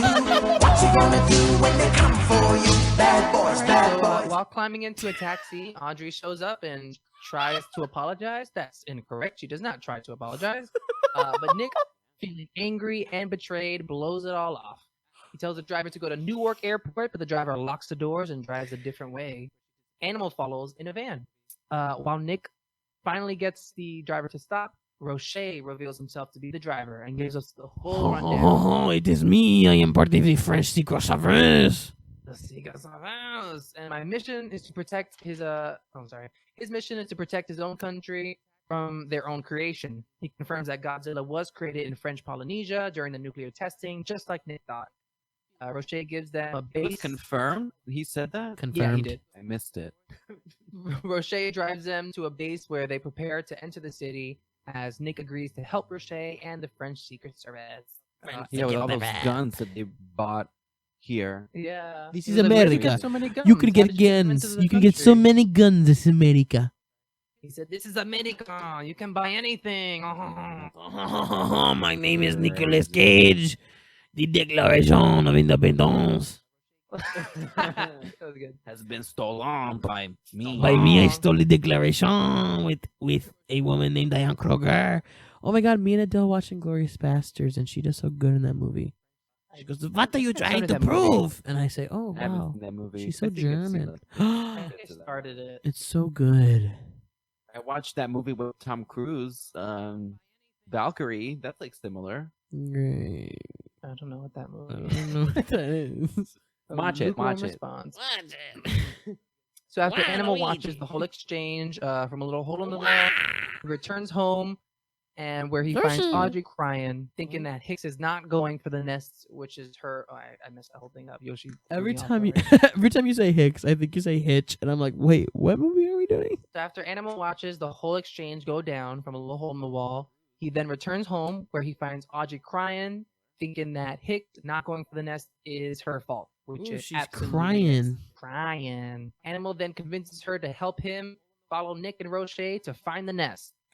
Nick and Roche's team sneak back into the city disguised as U.S. Army soldiers, with Audrey and Animal following right behind them. So now we're heading into the third act. We've got our little team. We've got Audrey and Animal. We've got Nick and Roche. We've got a little foursome going. It's the final countdown. Headed to, it's the final countdown going to the third act. It's the perfect time. For the third degree quiz show. Oh, thank God, something to break up this fucking movie.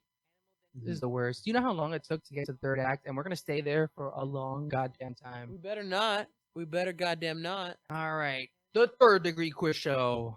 I'm your host, Baby J, here joined by...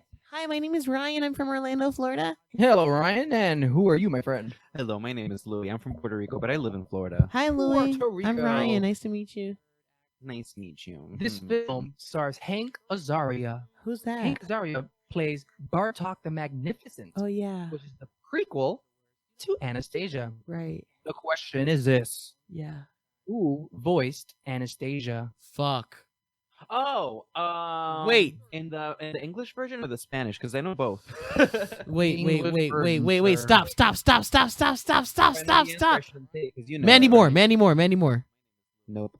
Damn, I don't know. Is that your final answer? Yeah, I don't know who it is. Okay, well, before I think this is it. I think it's Meg Ryan. Ding, ding, ding, It ding, is ding. Meg Ryan. It It's is Meg Meg Ryan. Yes, but I also watched it in Spanish because growing up in Puerto Rico, everything was like translated.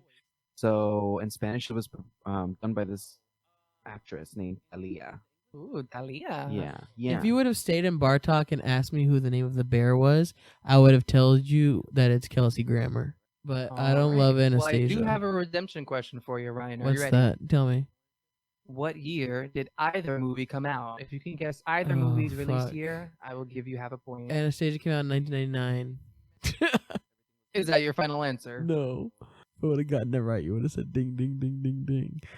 Anastasia came out in 1997. Ding, ding, ding, ding. Thank you. So Bartok actually came out in 99. Oh, so I was wow, like, great. oh, so close. Swing vote. That's what I meant to say.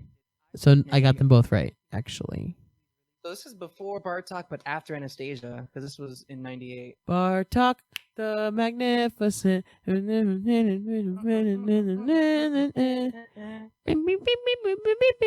Baba Yaga. That's, oh my God, that's what I call my little radar. Yes, Baba Yaga. Radar, come here, Baba Yaga. In Central Park, Hicks has set up another fish trap, and while traveling down the wrecked subway, Animal sets off a huge noise that awakens Godzilla and sends him to the surface.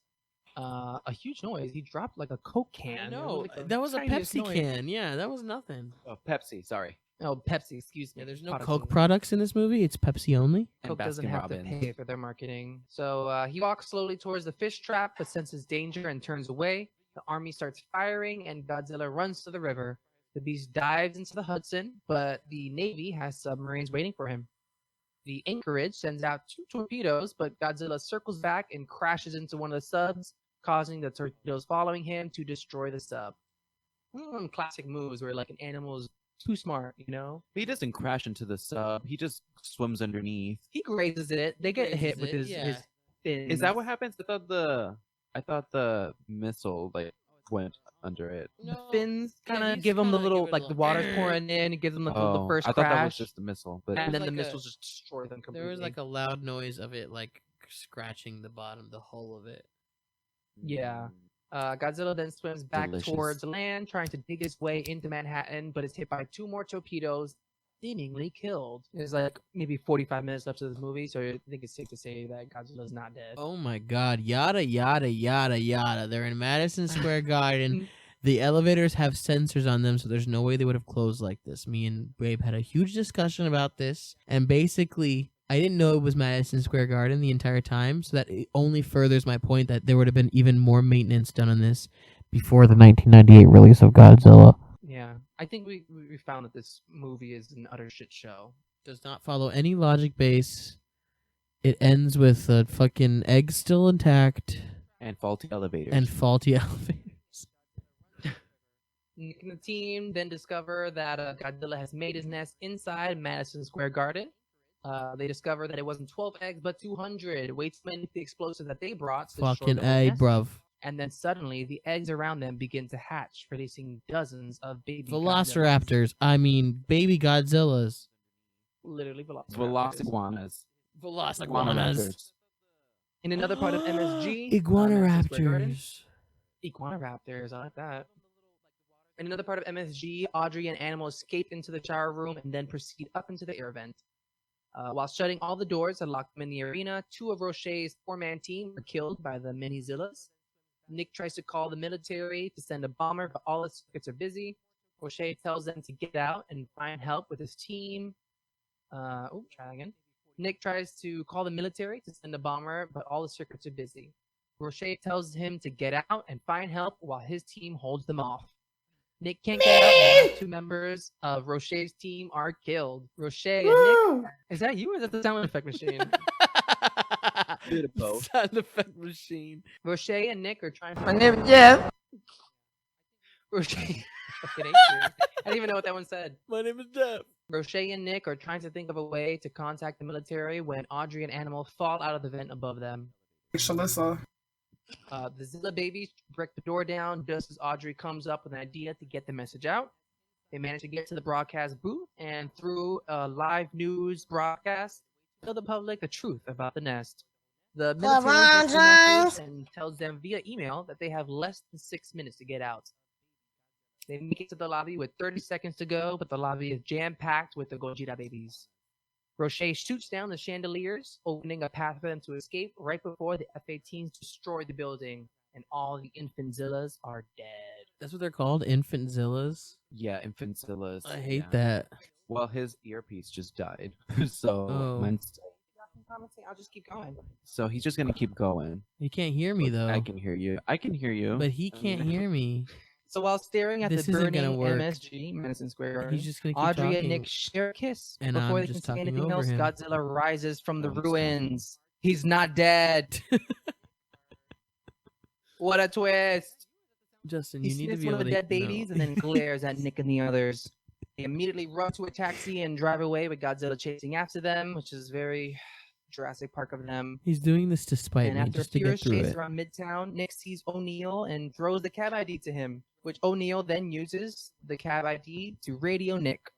You're being. Meanwhile, Nick oh, and the others God. get stuck in a tunnel with Godzilla trying to dig them out. O'Neill contacts them, and Nick comes up with a plan to trap Godzilla in the suspension cables of the Brooklyn Bridge. They get Godzilla onto the bridge as it scoops up the entire taxi in its mouth. Nick sticks one of the electric cables into his gums, and his jaws open wide as they shoot out of his mouth. The beast tries to follow, but is ensnared in the cables. Hick orders the F-18s I mean, that checkmate. He can't hear me, so it doesn't matter what's happening. fire on the beast. They hit him with several missiles, and Godzilla falls dead, landing right on Nick's cab. You've won this round, Justin. Just While know. the city celebrates, Kamen Next offers a time, job to I'm Audrey coming for because you. then Shannon would get the exclusive, but she quits. Oh, she quits. She Blah quits. blah blah blah. Emil realizes that the tape that he had brought to film the entire event is gone. They realize Roche is gone, but Roche calls Nick from a phone booth telling him goodbye and that he will send the tape after he makes a few adjustments to it. The camera zooms out to Madison Square Garden. Basketballs and towels are burning and there's fire everywhere. One egg is still left untouched in the rubble as it breaks open. One last baby Zilla roaring at the camera. I thought it was an infant Zilla. He thought it was an Infantzilla. But you know what? That whole tape, that could be the tape. Oh, this Okay, fucking movie is who- over, guys.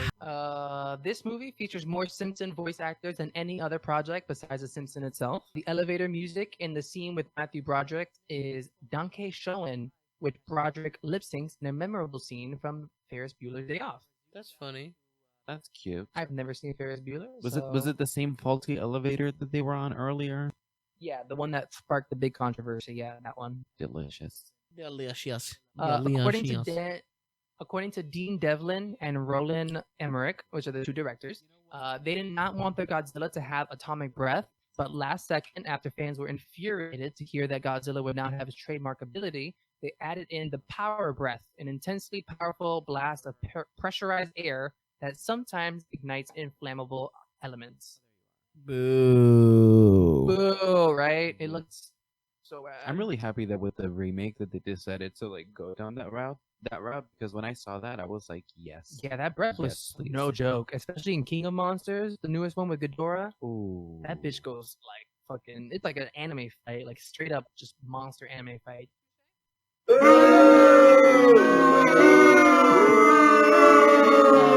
So Toho Studios, the original Godzilla people, they gave the American creators a 75-page dossier of what they can and cannot do with Godzilla's character. This includes Godzilla cannot eat people, only fish. He has to have 3 rows of dorsal plates, no more or less than 3 toes on his feet and 4 fingers on his hands, which they pretty much adhere to. And then he cannot be made to look silly, and he cannot die in the movie. But he did die. So obviously, some of these points were disregarded because he definitely died. And I don't And want he to say didn't looked die silly, because but, there was a series that was based at the very end of this movie, so he did not die.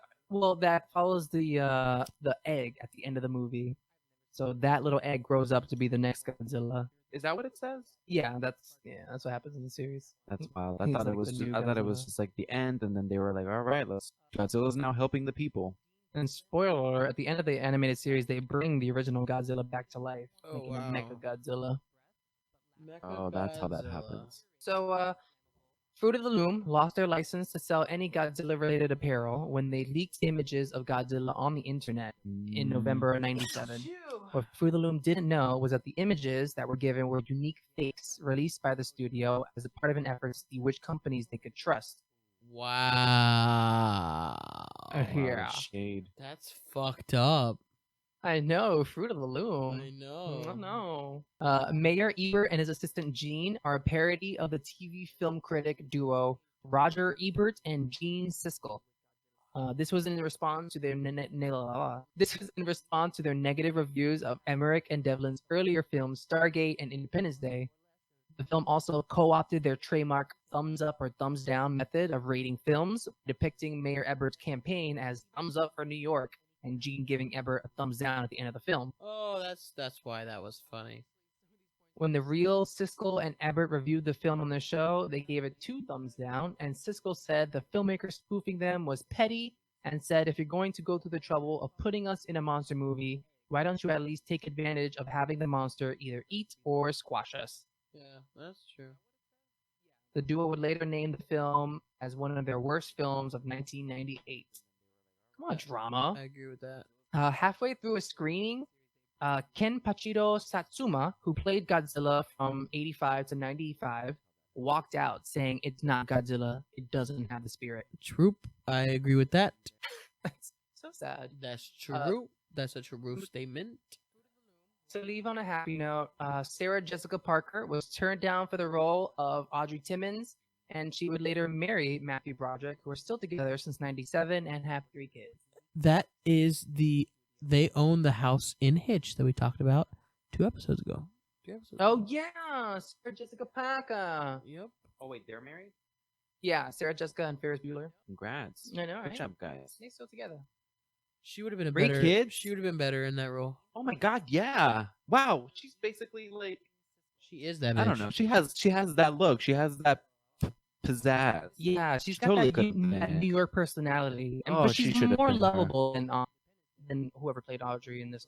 Maria something. Godzilla, something like that. So now, my friends. Is that Godzilla? the Money Mumble. The money mumble. Money mumble. How much do you guys think this movie cost? $70 million. 70 million. What do you say, Dave? Price is right and lock them in. Locked in. 70 million. I'm done playing this. Always have an answer already ready to go. I just really like to think about it. I'm trying to think of like the actors and. We're at 1 hour 51 minutes. Okay, well, let's push it. Let me wait until it's 2 hours so that way, you know, can milk it for all it's got. Love it. I love this. I'm gonna say 95. Oh, babe, win this one. He's a little closer. It's $125 million. Fuck. I was Nobody gonna say wins 100, that. but I thought it was too much, and I thought 95 was pushing it. I thought it would have been less, but yeah. That makes it the most expensive movie on our podcast. That is so far to make. horrible. That was the most expensive movie. Wow, for that was the most garbage end expensive product that we got. Dude. You know what? Demerits. Oh my- Demerits. Demerits. Demerits. I should Demerits. give this one little bit of information. It cost $125 million, right? The film's first teaser trailer began appearing in theaters a full year before the film was released. The trailer contained a shot of Godzilla's foot coming through the roof of a museum and crushing a T-Rex skeleton. This scene was ultimately cut from the final version of the movie, despite the scene costing $600,000 to make. Wow. Yeah, so we see where the money went. It went to filmed that- theatrics. Wow. How much do you think this movie made? Bro, I barely think it broke even. Like maybe 150. 175 mil. Oh, what's your final answer? 175 mil. He says 175. Says we just barely won our money back. What do you say? I don't know. This movie wasn't very popular, so I'm sucked gonna say 185. 185. Lock in Ryan into that price. You win again. The bitch made 379 million, Fuck. making the most money grossed on our pod. No!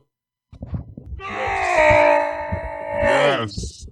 Most money made. Hey, most money. So this made more money worldwide than any other American movie based on a foreign film.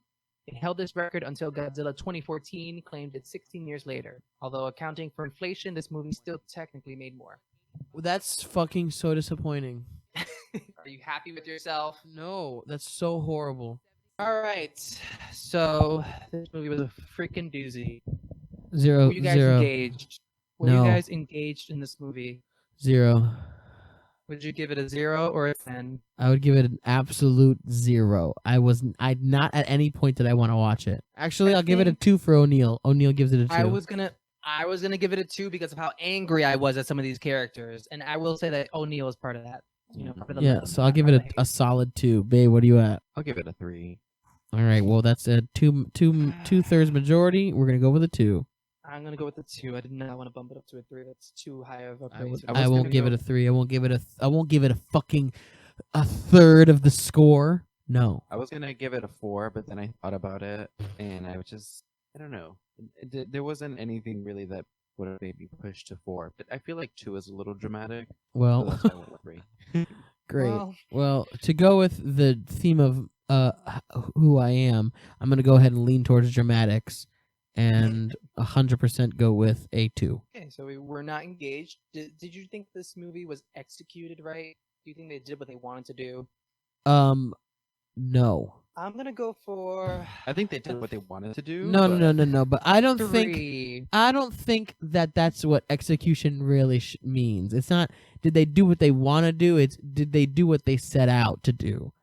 Yeah, because And they set out to make out they set out friendly Godzilla monster movie, Yes. and they did not do that. In any of the side character that tried to inject some human life into it failed miserably. I'm gonna give it. Nothing was relatable. You gave it a nothing was 3? fun to watch. I was gonna go for a 3. Yeah. That's true because But they didn't even do a good Godzilla. Like the monster wasn't even fun. the monster was doing the least amount of damage compared to the people. So I feel like the people were the real enemies of this movie. And I if mean- that were a common theme in this movie, the way that it was in the Godzilla remake, about stressing about how humans are not Or how it is in blah, every other Godzilla movie except for this one. Yeah. they could have expanded on that theme, but it was just a slight implication for a funny moment of them destroying the Chrysler I feel building. like 3 is too high, but I don't want to be dramatic and give it a 2, so I'll give it a 3. Right? I'll give it a 3. Do you concur? I'll give it a 3. All right. All right. He's 3 it sticking is. with our 3. And did we enjoy this movie? No, absolutely not. I'm gonna bump it up to a 4, only for Ooh. nostalgia factor. I will give it a 2 because I want to remove both of your nostalgia factors. The thing, What do you say? thing You're is the that tiebreaker. I mean the thing is that I enjoy this movie every time I watch it just because I like the high points of each act. You know what I mean? I feel like every part of the movie has like its own thing that I'm just like, yeah, this is what I'm here for. But when it really narrows down, I would say 5. Yes. Oh, that's a Psych! So you said 5, I said 4, Ryan says a 2. I think that's a 3 or a 4. I say 5 because I do enjoy it. I think it's a dumb movie, but it's still fun to watch. Okay, Well, I think I'd it's a lean closer 4. to a 4 than a 3. I think it's a 4. Yeah, whatever. Fuck it. All right, we bumped him up. Our What- nostalgia makes up for your But what's that final score? same. If it's under a 5, she's a shit show. It's a 4, a 3, and a 2. So the average score is gonna be a 3 on that one, a solid 3. Solid 3. This is a poo-poo movie. This we is should- the most poo-poo movie we've ever done. This is the worst. This is the worst. is the We're so lowest liberal. movie. We are so forgiving with these movies. We give them Honestly. every ounce. We gave what did we give Space Jam? Like a 6 or something? I think it was a 5 in the end. And you know what? That barely made it. But this is a poo-poo movie. And we need a title for these movies, these shitty movies. It's not one of the greats. It's one of the taints or something. No, gross. One of the no. One of the shades. One of the It's entertainment. Entertainment. I don't want to use a bad word, but it's not a good one. It's definitely a poo-poo movie. It's a poo-poo movie. Is that what we're gonna call them? A poo-poo movies? Let's not do that. It doesn't have to You be. can do whatever you Right want. now, This is your this is a poo-poo podcast. movie. No, If I we find wanna- a category that she falls into later. No, she needs a name now. We need to name bad movies a thing, and they need to be called one of the ain'ts. One of the ain'ts. This ain't it, honey. This is one of the ain'ts. Sure ain't it, honey. Sure ain't it. It's not one of the greats. It's one of the ain'ts. Bitch. One of the ain'ts. All right, we're finally done with this shit show of a movie. What are you feeling right now, Ryan? How do you feel?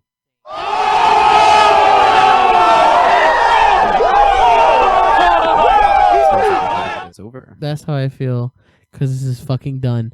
No, I feel like Matthew Broderick when he's on his way to get some worms. Like, not a care in the world. I'm so over everything else. I don't care about nothing else in the world. I just want to get to my worms. Right now, my worms are the hot pockets in my freezer, burning a hole in my life. I'm so hungry.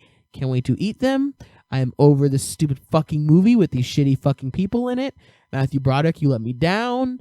The guy in The Simpsons, you did okay. All the side characters that I cared about, O'Neill, shout out to O'Neill, you did okay. Again, I can never give anybody a good praise because you're still part of this horrible experiment, and that's how I feel, Babylicious. That sounds pretty accurate. Babe, how you feeling right now? Babe, how you feeling? I feel like I don't disagree with What you say? I don't disagree with the whole Hot Pockets thing, but now, you're gonna go get your Hot Pockets in the freezer and it's gonna be like, oh, what part of life is gonna Godzilla at you? You know what I mean? Because that's what happened to him. He was on his way to get his worm Hot Pocket. Well, that's nasty. No. I mean, I feel like we're quarantined. We got nothing else to do. What a better way to kill time than to rewatch Godzilla and have a fun time. Okay. It was fun. Positive take. Where's my boo sound effect? Where's my boo sound effect? Boo. 420 Blaze at Swag YOLO. Yes, that's how I feel. All right, somebody asked me how I freaking feel. Justin, how do you feel, my love? I feel like a Matthew Broderick, just trying to get my shit done, just trying to buy my pregnancy test, get to the bottom of this mystery, and in comes my ex that I haven't seen in 8 years. I'm not gonna say sorry. I'm sorry that you feel that way, though. And she has not apologized, and she is only making me feel worse, and yet I have to be the one to invite her for tea. I have to be the one to make this movie good. You're not because still she's mad, not holding are up you? Who her is end she? Of the bargain. Who is she? Are you still mad? She's Audrey Timmons, and she's the worst woman in America. I know I screwed you over, but I'm not sorry. That's exactly how I feel. I feel like Godzilla just fucked me. Screwed me I'm over and sorry. he's not sorry. And did I'm not sorry. say sorry. 8 years later, still has not said sorry. And that's how you feel. That's how I feel. Wow. Great. And here we go.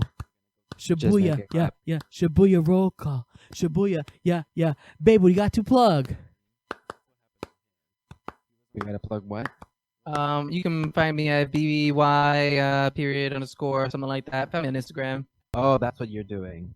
You can find me at Aura _ Del Aura Del Rey _ There's like 3 underscores in there. Just the one down. I'll let you figure it out. You can find me on Alright. Twitter at FireX11. You can find us on YouTube at Rusty Ninja Studios. You can find us at the website at rustyninjastudios.com.